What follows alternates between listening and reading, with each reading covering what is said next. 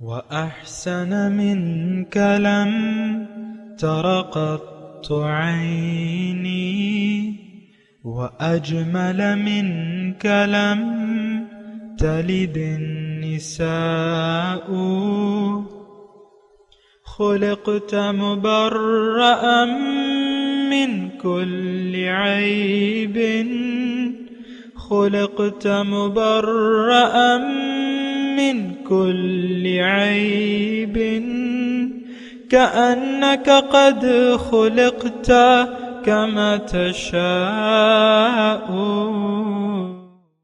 كتاب أنزلناه إليك مبارك ليدبروا آياته وليتذكر أولو الألباب. یہ کتاب برکت والی ہے جسے ہم نے آپ کی طرف نازل فرمایا ہے تاکہ دانش مند لوگ اس کی آیتوں میں غور و فکر کریں اور نصیحت حاصل کریں. اللہم صلی علی سیدنا محمد وعلی آل سیدنا محمد بعدد کل ذرۃ مئۃ الف الف مرۃ. سامعین اور ناظرین کرام، السلام علیکم ورحمۃ اللہ وبرکاتہ. سامعین کرام، سورہ رحمان آیت نمبر 46-47، حصہ چہارم، 27-78 درس کا نمبر. آج کا موضوع، کیا ہم اپنے رب کی شان کو پہچاننا ہی نہیں چاہتے؟ اس کے ساتھ آج کے سبق کا آغاز کرتے ہیں. سب سے پہلے گزشتہ سبق کا اعادہ ہوگا. اعوذ باللہ من الشیطان الرجیم. پناہ مانگتا ہوں میں اللہ کی شیطان مردود سے. بسم اللہ الرحمن الرحیم. شروع اللہ کے نام سے جو بڑا مہربان نہایت رحم والا ہے. وَلِمَنْ خَافَ مَقَامَ رَبِّهِ جَنَّتَانِ. اور جو شخص اپنے پروردگار کے سامنے کھڑے ہونے سے ڈرا اس کے لیے 2 باغ. فَبِأَيِّ آلَاءِ رَبِّكُمَا تُكَذِّبَانِ. تو تم اپنے پروردگار کی کون کون سی نعمت کو جھٹلاؤ گے؟ سامعین اکرام، سورہ رحمان آیت نمبر 46. وَلِمَنْ خَافَ مَقَامَ رَبِّهِ جَنَّتَانِ. اور جو شخص اپنے رب کے حضور پیشی کے لیے کھڑے ہونے سے ڈرا اس کے لیے 2 جنتیں ہیں. سامعین اکرام، آج کا سبق ہم شروع کر رہے ہیں، لیکن اس میں یہ وَلِمَنْ خَافَ مَقَامَ رَبِّهِ جَنَّتَانِ سے ایک معنی اور بھی سامنے آتا ہے، اور تقریباً دونوں کا یعنی لب لباب ایک ہی ہے. وَلِمَنْ خَافَ یعنی جو ڈرا اپنے رب کے شان سے، یعنی اپنے رب کو پہچانا اور اس کی جو شان ہے اس سے ڈرا،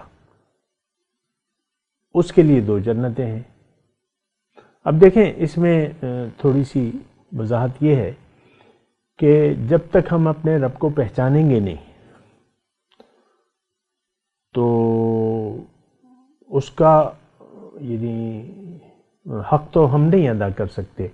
دیکھیں، حق ادا کرنے کا میں یہ نہیں کہہ رہا کہ وہ انتہائی حق، وہ تو ہم ادا کر ہی نہیں سکتے، لیکن خوف خدا اس وقت آئے گا جب آپ اس کو پہچانیں، اس کی شان کو، اس کی صفات کو پہچانیں، تو تب آپ کے دل میں کچھ یقین پیدا ہوگا اور اس کے بعد جو ہے پھر بات آگے بڑھے گی. اس وقت جو صورتحال ہے، رب کی جو صفات ہیں، ہمارا تو اس پر یقین ہے نہیں جیسا کہ وہ ہے، یہ جو اس کی صفات ہیں. دیکھیں، حضور صلی اللہ علیہ وسلم نے ایک بات فرمائی ہے اور یہاں پر میں ضرور آپ کے ساتھ شیئر کروں گا. وہ یہ ہے کہ حضور صلی اللہ علیہ وسلم فرماتے ہیں کہ اللہ کے 199 نام ہیں. من احصاها فقد دخل الجنہ، جس نے اس کا احاطہ کر لیا تو وہ جنت میں داخل ہو گیا. یہی بات میں آپ کو کہنا چاہ رہا ہوں. ہمارے ہاں تو ہر بات یعنی قرآن اور حدیث کے حقیقی مفہوم کو ہم جانتے نہیں ہیں اور ظاہری مطلب لے لیتے ہیں تو پھر وہ مشکلات آ جاتی ہیں۔ حضور نے فرمایا من احصاہا، جس نے ان کی حفاظت کی، اس کی حفاظت کی، تو ہم نے یہ لے لیا ہے کہ اس کو زبانی یاد کر لیا۔ تو اب زبانی یاد، تو زبان سے کوئی چیز آپ یاد کریں یا نہ کریں، اب بہت سے بچے ہیں اور اس پر زور دیا جاتا ہے، میں اس کی تفصیل میں نہیں جا رہا، لیکن زبانی یاد یہاں مراد نہیں ہے۔ آپ رب کی صفات کو پہچانیں اور اس پر یقین کریں، اس کے مطابق زندگی گزاریں، اس کو پہچان کر۔ دیکھیں یہ بات اتنی مشکل نہیں ہے سمجھنے میں۔ اب مثال کے طور پہ پیسہ ہے، یہ پیسہ کیا ہے؟ کاغذ کے نوٹ ہیں، یہ جو عام طور پہ ہوتا ہے نا، 5000 کا نوٹ ہے یا جو بھی ہے، 1000 کا ہے تو کاغذ، لیکن اس کو حکومت کی پشت پناہی حاصل ہے کہ بھئی اس پہ لکھا بھی ہوتا ہے نوٹ کو، بہرحال تو وہ گورنمنٹ کی طرف سے ہوتا ہے کہ بھئی یہ اس کاغذ کی مالیت جو ہے 5000 ہے، ورنہ سارے نوٹ تو ایک ہی کاغذ سے بنتے ہیں، خاص طور یہ بڑے نوٹ جو ہے کاغذ ایک ہوتا ہے، رنگ مختلف ہوتا ہے، 5000 کا رنگ، 5000 کے نوٹ کا رنگ مختلف ہے اور 1000 کے نوٹ کا رنگ مختلف ہے، کاغذ ایک ہے، رنگ صرف رنگوں کا فرق ہے، ڈیزائن کا تھوڑا فرق ہے، لیکن ایک کے بدلے آپ 5000 روپے کا سودا خرید سکتے ہیں اور ایک کے بدلے آپ صرف 1000 کا۔ اب یہ وہ یعنی پیچھے گورنمنٹ کی طرف سے اس کی گارنٹی ہے کہ بھئی یہ جو ہے، یہ کاغذ جو ہے یہ 5000 کا ہے، اس کی مالیت 5000 ہے۔ تو ویسے میں ایک بات کروں، سادہ سی بات ہے، زیادہ ذہن پہ زور نہ ڈالیں۔ تو جب نوٹ کو آپ نے پہچان لیا کہ اس سے بڑے فائدے حاصل ہو سکتے ہیں، تو آپ کے دل میں اس کی قدر و قیمت پیدا ہو گئی۔ یا دھات کا ایک ٹکڑا ہے جس کو آپ سونا کہتے ہیں، ہے تو لوہے، کچھ تھوڑی سی صفات مختلف ہے، رنگ مختلف ہے، صفات مختلف ہے تو لوہا، مطلب وہ تو تانبے سے ملتا جلتا ہے، لیکن سونا جسے آپ سونا کہتے ہیں تو آپ یعنی اس کی مارکیٹ میں ویلیو ہے، تو آپ کی نظر، آپ نے پہچان لیا کہ یہ سونا اتنی قیمت رکھتا ہے، 1 تولے سونے کی قیمت یہ ہے،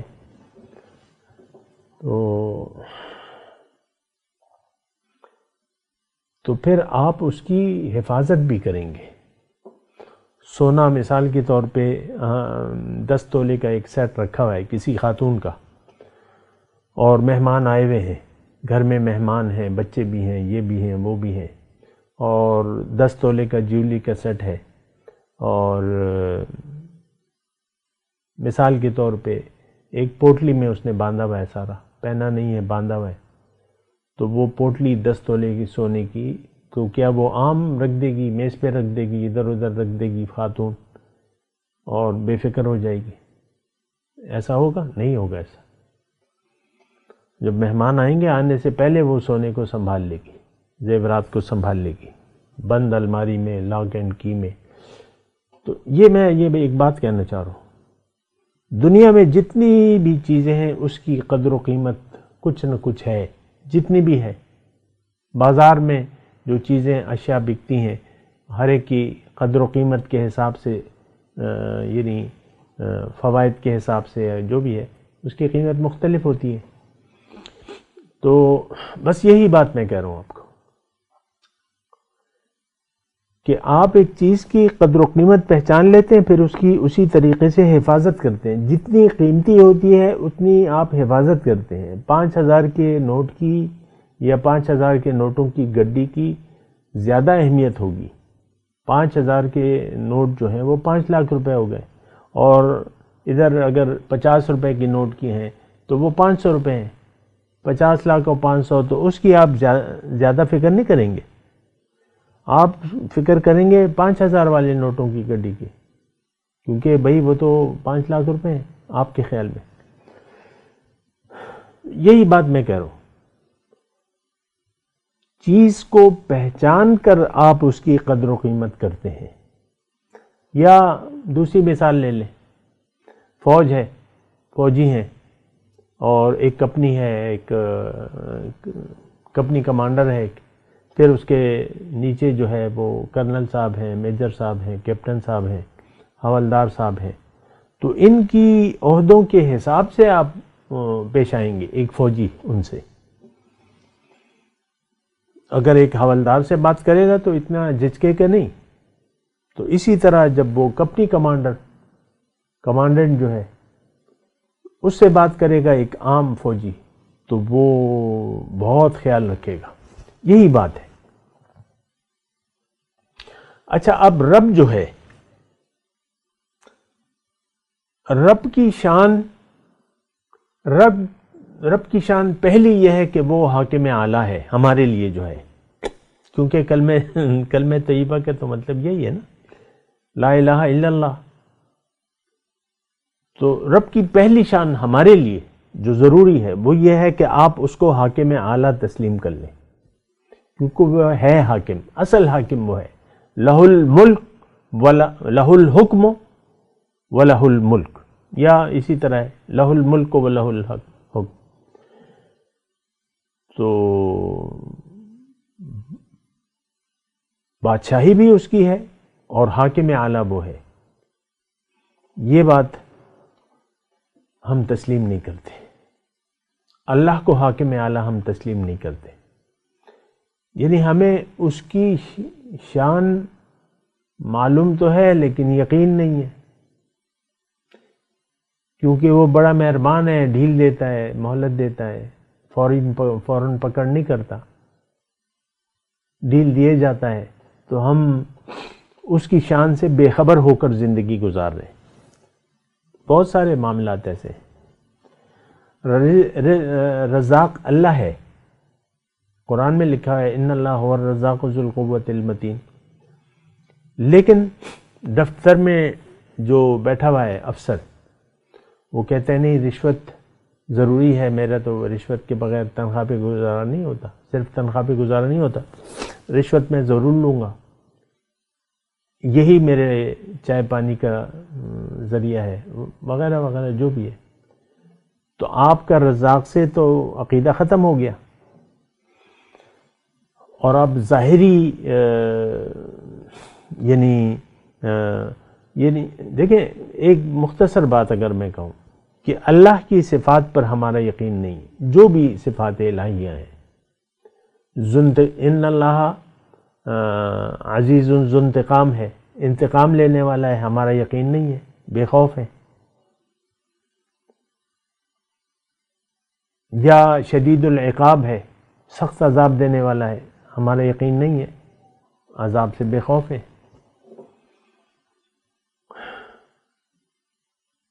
بڑا رحم فرمانے والا ہے، توبہ قبول کرنے والا ہے، غافر الذنب قابل التوب شدید العقاب، قرآن کی آیت ہے، لیکن ہمارا یقین نہیں ہے۔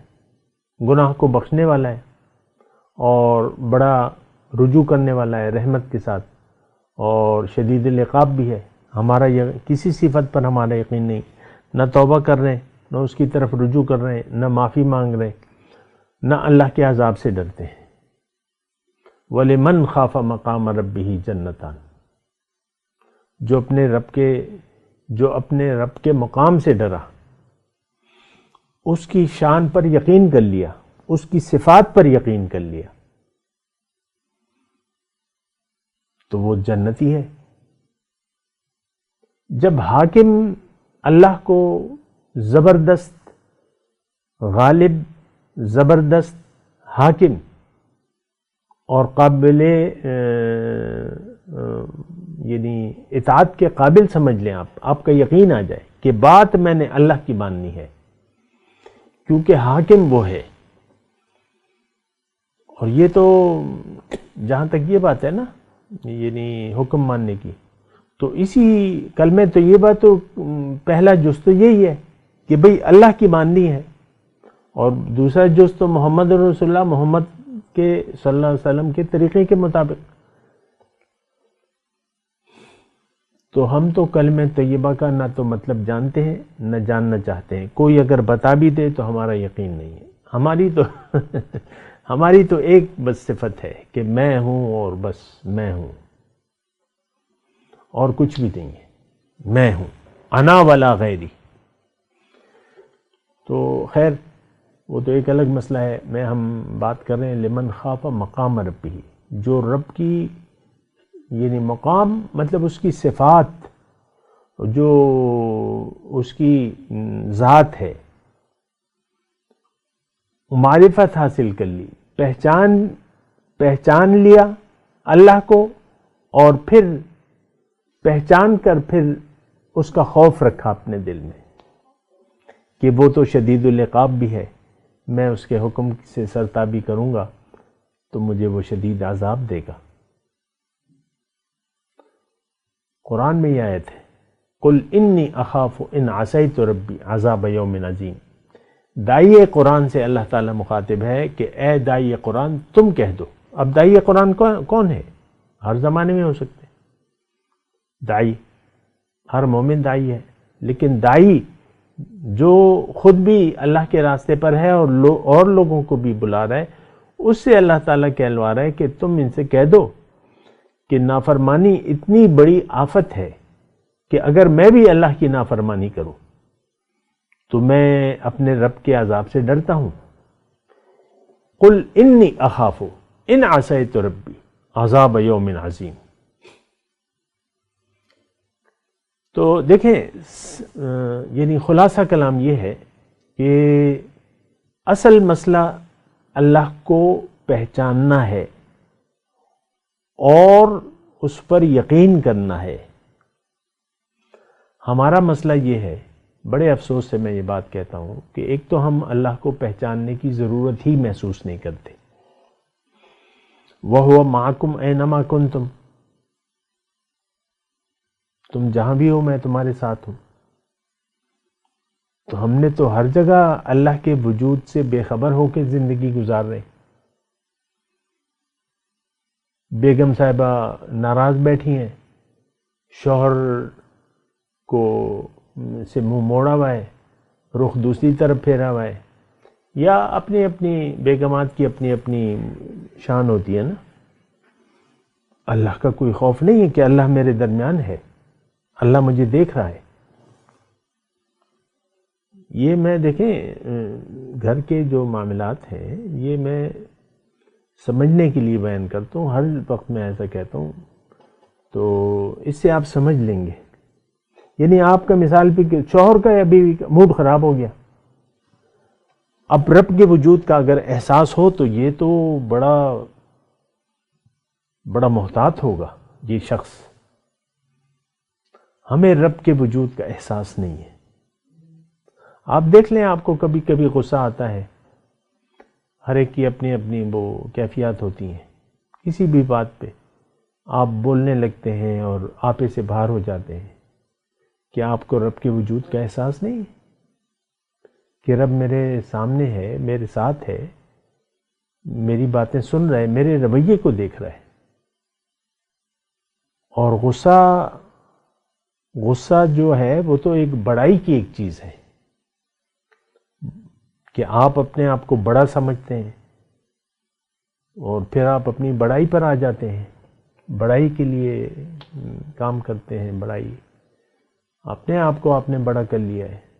آپ اتنے تاؤ میں ہیں کہ آپ کو رب کے وجود کا احساس ہی نہیں ہے. تو یہ دیکھیں وَلِمَنْ خَافَ مَقَامَ رَبِّهِ. دیکھیں ایک اور اس میں ایک بات ہے، من عرف نفسہ فقد عرف ربہ. اب رب کی پہچان ہوگی کیسے؟ سوال یہ ہے. پہلے آپ اپنے آپ کو پہچانیں، اپنی حقیقت پر غور کریں، اپنے ظاہر کو دیکھیں، ظاہر کی حقیقت کو دیکھیں کہ آپ کی ابتدا کیسے ہوئی۔ وہ پانی کا ایک حقیقی قطرہ جو باپ کی صلب سے نکل کر یخرج من بین الصلب والترائب، تو وہ ماں کے رحم میں قرار پاتا ہے۔ آپ تو وہ کیڑا ہیں جو خوردبین سے نظر نہیں آ رہا تھا، اب آپ کو اللہ تعالیٰ نے اتنا وجود دے دیا۔ کس نے دیا؟ اللہ نے دیا ہے۔ اس جراثیم کو آگے کس نے بڑھایا ہے؟ اس سے ایک انسان کس نے بنایا ہے؟ اللہ نے بنایا ہے۔ تو پہلے اپنے آپ کو، اپنی حقیقت کو دیکھیں، اپنے ظاہر کی حقیقت کو دیکھیں۔ میں ظاہر کی حقیقت کی بات کر رہا ہوں۔ هل اتى على الانسان حين من الدهر لم يكن شيئا مذكورا، کیا انسان پر وہ وقت نہیں آیا کہ یہ کوئی قابل ذکر چیز نہیں تھا؟ اور ایک وقت ایسا تھا ہمارا تو نام و نشان ہی نہیں تھا۔ میں یعنی 70 سال پہلے میرا کوئی وجود نہیں تھا جسم کا اس زمین پر۔ تو اس کے بعد اللہ تعالیٰ نے مجھے اللہ نے پیدا کیا۔ اللہ کا فیصلہ تھا، اللہ کا مجھ پر احسان ہے کہ اس نے اپنی ملاقات کی کوشش کے لیے مجھے دنیا میں بھجوایا ہے۔ تو سب سے پہلے دیکھیں، اپنی حقیقت پر یقین کریں کہ آپ کون ہیں اور آپ کیوں ہیں۔ آپ دنیا میں آپ کا وجود کس مقصد کے لیے ہے؟ آپ کی حقیقت کیا ہے؟ ظاہری طور پہ اور باطنی طور پہ آپ کی کیا حقیقت ہے؟ باطن تو ایک نور امر ربی ہے، اور یہ ظاہر کے بدن میں وہ روح رہ رہی ہے۔ مقصد کیا ہے؟ مقصد تو اللہ تعالیٰ نے واضح طور پہ بتا دیا ہے کہ تم نے میرے راستے پر چل کر میرے تک پہنچنا ہے۔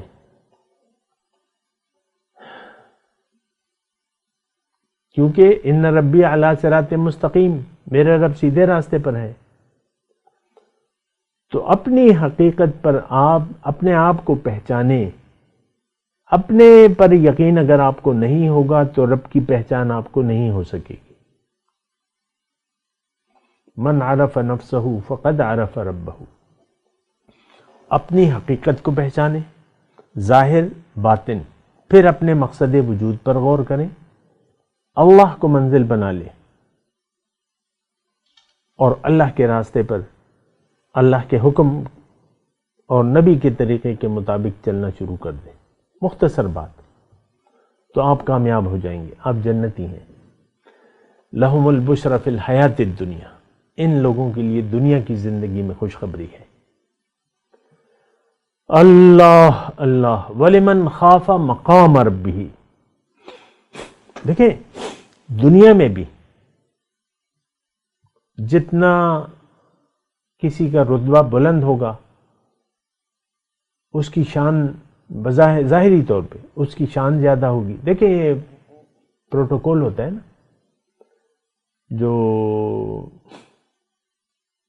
تو بعض اوقات ایک سپاہی ہوتا ہے، جج صاحب، اب کل ہی ایک سیشن جج کے ساتھ میری ملاقات ہوئی تھی، کل پرسوں، تو اس کے ساتھ ایک سپاہی تھا، سیشن جج۔ اب جو یہ عہدے بڑھتے رہتے ہیں وہ پروٹوکول زیادہ ہوتا رہتا ہے۔ وزیر اعلیٰ ہو تو اس کے ساتھ آگے پیچھے آپ کو پتہ ہے،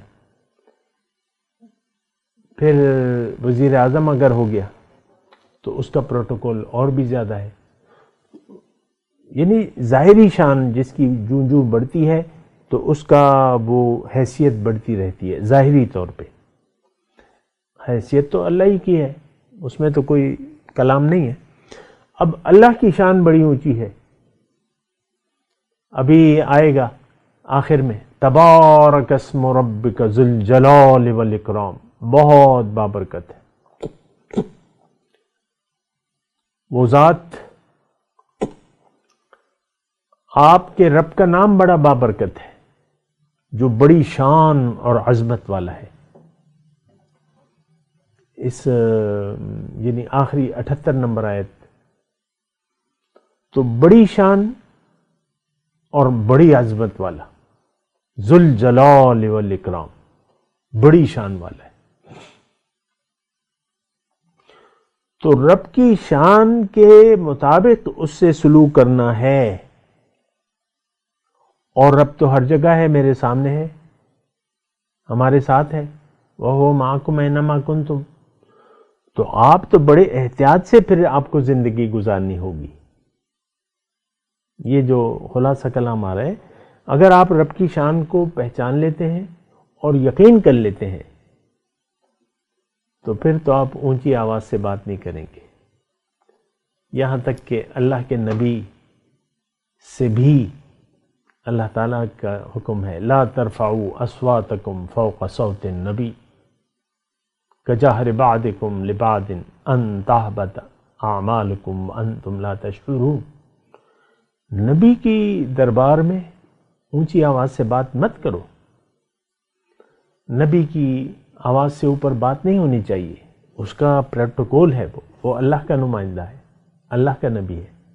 لا ترفعوا اصواتکم فوق صوت النبی، کرو گے کیا ہوگا؟ تمہارے اعمال ضائع ہو جائیں گے، تمہیں پتہ بھی نہیں چلے گا۔ یہ ہوتا ہے اللہ کی شان کا، میں کہہ رہا ہوں نبی کی یہ شان ہے، تو اللہ کی شان تو بدرجہ اولا زیادہ ہے، بہت ہی زیادہ ہے، اس کی تو بڑی اونچی شان ہے، اس جیسی تو شان والا کوئی نہیں ہے۔ تو پھر بڑی احتیاط سے آپ کو زندگی گزارنی ہوگی۔ دیکھیں سارا مسئلہ تو زندگی گزارنے کا انداز ہے آپ کا، کہ آپ کس انداز سے، کس خیال سے زندگی گزار رہے ہیں اور کس انداز سے گزار رہے ہیں۔ ہمارا رویہ تو متکبرانہ ہے، کلیئر بات ہے، آپ نہیں کہہ سکتے کہ میرا رویہ تو عاجزانہ ہے۔ بہت ہی تکلیف دہ صورتحال ہے، بہت ہی تکلیف دہ۔ دیکھیں اللہ تعالیٰ تو ہمارے رویوں کو دیکھتا ہے، رویے ہمارے یقین کی شہادت دیتے ہیں۔ جیسا ہمارا یقین ہوگا ویسا ہی ہمارا رویہ ہوگا۔ ہمارا یقین اللہ کے بارے میں تو کچھ بھی نہیں ہے، اللہ کو تو ہم نے بلا دیا ہے زندگی سے، اس دل میں تو، یہ دل تو یاد دنیا سے آباد ہے، اپنی نفسانیت ہے، آپ کی اپنی بڑائی ہے، تو بڑا تو اللہ ہے، شان تو اللہ کی اونچی ہے، عظمت تو اللہ کے لیے ہے، العظمت للہ ولمن خاف مقام ربی، جو اپنے رب کی شان کا خیال رکھا جس نے اور اس سے ڈرا، شدید العقاب ہے نہیں، اچانک پکڑ کرنے والا ہے، رب کی شانیں ہیں۔ میں تلاوت کرتا ہوں، میرے ساتھ دہرائیے۔ اعوذ باللہ من الشیطان الرجیم، بسم اللہ الرحمن الرحیم۔ وَلِمَنْ خَافَ مَقَامَ رَبِّهِ جَنَّتَانِ فَبِأَيِّ آلَاءِ رَبِّكُمَا تُكَذِّبَانِ۔ اب ان آیت کی تلاوت اور ترجمہ۔ اعوذ باللہ من الشیطان الرجیم۔ پناہ مانگتا ہوں میں اللہ کی شیطان مردود سے۔ بسم اللہ الرحمن الرحیم۔ شروع اللہ کے نام سے جو بڑا مہربان نہایت رحم والا ہے۔ وَلِمَنْ خَافَ مَقَامَ رَبِّهِ جَنَّتَانِ، اور جو شخص اپنے پروردگار کے سامنے کھڑے ہونے سے ڈرا اس کے لیے دو باغ۔ فَبِأَيِّ آلَاءِ رَبِّكُمَا تُكَذِّبَانِ، تو تم اپنے پروردگار کی کون کون سی نعمت کو جھٹلاؤ گے؟ اس کے ساتھ ہی آج کے درس کا وقت اختتام کو پہنچا۔ اگلے درس میں انشاءاللہ ملاقات ہوگی۔ وآخر دعوانا الحمدللہ رب العالمین۔ والسلام علیکم ورحمۃ اللہ وبرکاتہ. مولاي صل وسلم دائما أبدا على حبيبك خير الخلق كلهم.